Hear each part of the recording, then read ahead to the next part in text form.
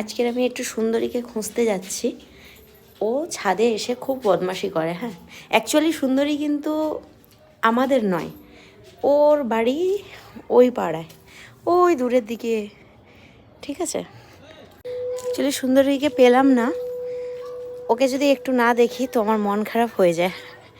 তো আমাদের এখানে দেখো গবাদা ধান চাষ, আমাদের পুরোটাই চাষ হয়, সবাই চাষ করছে। ও শীতকালের রোদটা খুব ভালো।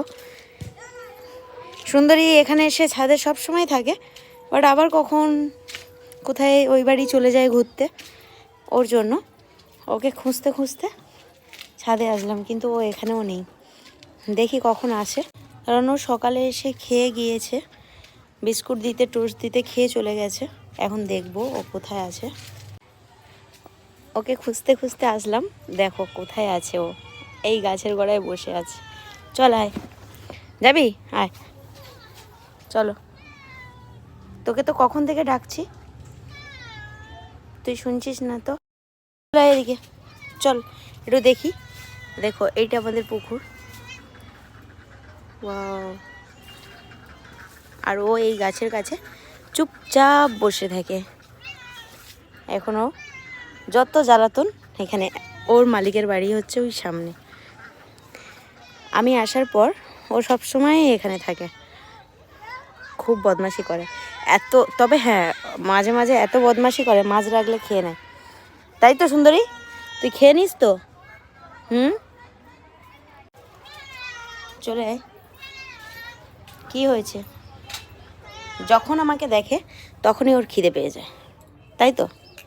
হ্যাঁ, তোর কি ঠান্ডা লাগছিল? দেখো কত আদর, ওকে আদর করতে হবে এবারে, ঠিক আছে?